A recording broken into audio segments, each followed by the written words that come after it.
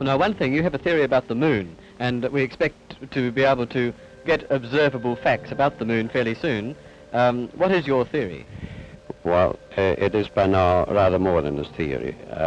10 or 11 years ago, I stated to various scientists that the moon is not a piece of rock, but it is a plasma phenomenon, cosmic plasma, and that this fact will eventually be confirmed. I made certain predictions which were already confirmed in 1958, and the situation now is coming close to a complete confirmation. What will be the result if you're proved to be correct in your theories? The result will be profound and decisive, because it will give proof that a complete reinvestigation of the laws of nature is necessary. Because if the moon is a plasma, no man will ever land on it. The soft landing attempts will all fail. That means that the mass of the moon is less, far less than as currently assumed. It's in a different state of energy, and it has far less mass. That means there is no more explanation for the tides. If the moon, for example, had only a thousandth part of its current mass, then the tides would only be 2 inches high under conventional theories instead of sometimes 14 feet. And that means that if it is proved that the moon is a plasma, then all gravitational theories are out, and a new concept of the cosmos and of its laws has to be evolved. Aren't you being a bit adventurous, though, because you know that we're going to be able to test out your theories on the moon fairly soon? Well, not anymore. 11 years ago, of course, it was rather taking a risk. I was considered a lunatic, of course, but by now the evidence, accumulated evidence, is already so much in my favor that I'm not taking any risks anymore. On the contrary, there is scientific views expressed all over the world now that the moon seems to be of a quite different nature of what was assumed. But the Americans and Russians are thinking of landing men on it. Well, that will never happen. Well, that will never happen. Well, that will never happen. What up, y'all? Jake the Asshole here. There are some things that I know, and there are some things that I don't know.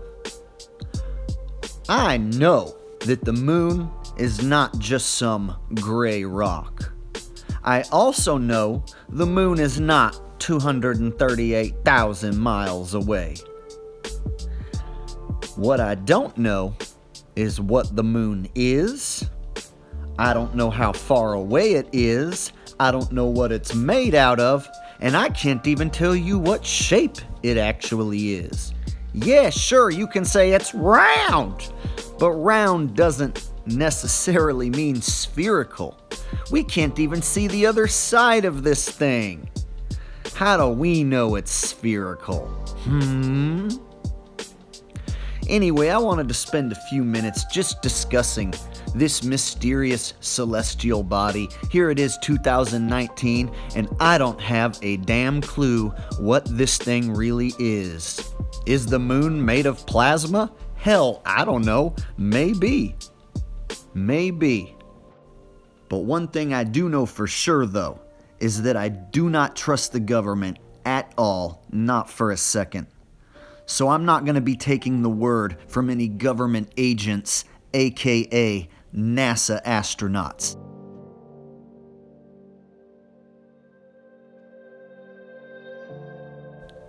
Beings we can only see one side of the moon.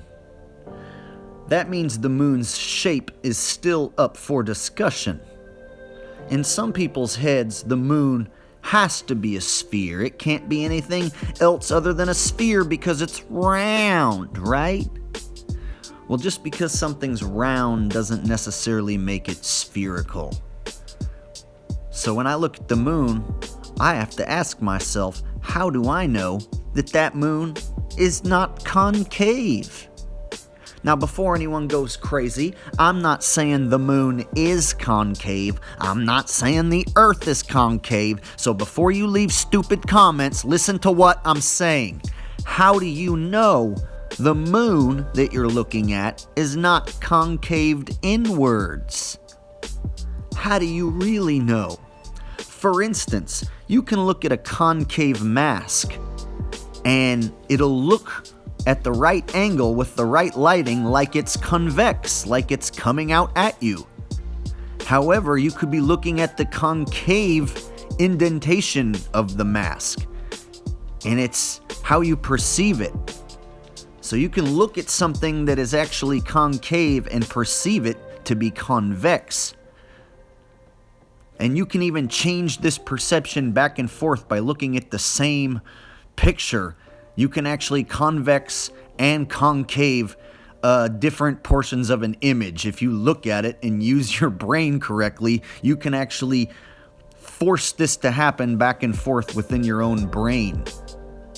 Here's a great example. This egg holder plate.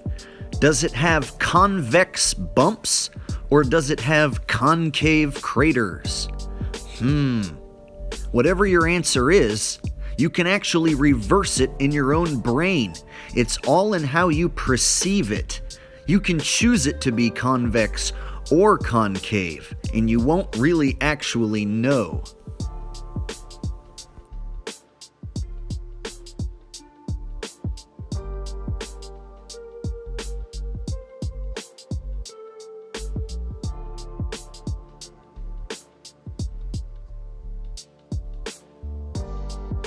I've even seen some people model the phases of the moon by using a concave surface, such as a simple measuring cup, for instance.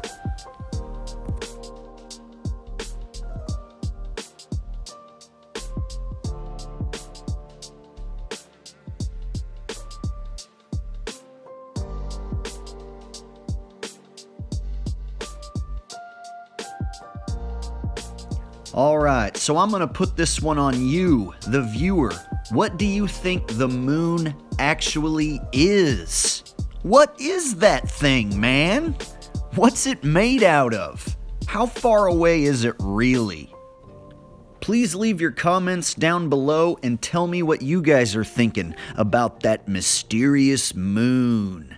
Please like, share, and subscribe, and I will see you guys next time. Thanks for watching, y'all. Peace.